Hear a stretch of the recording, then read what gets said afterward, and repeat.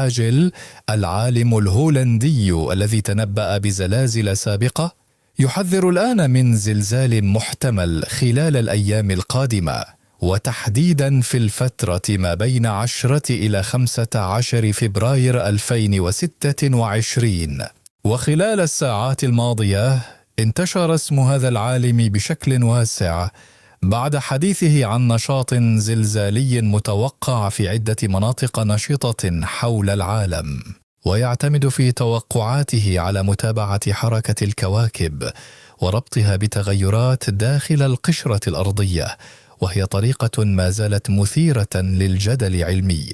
وهو لم يحدد دولة بعينها، لكنه أشار إلى مناطق معروفة أصلا بنشاطها الزلزالي مثل حزام البحر المتوسط ومناطق اتقاء الصفائح.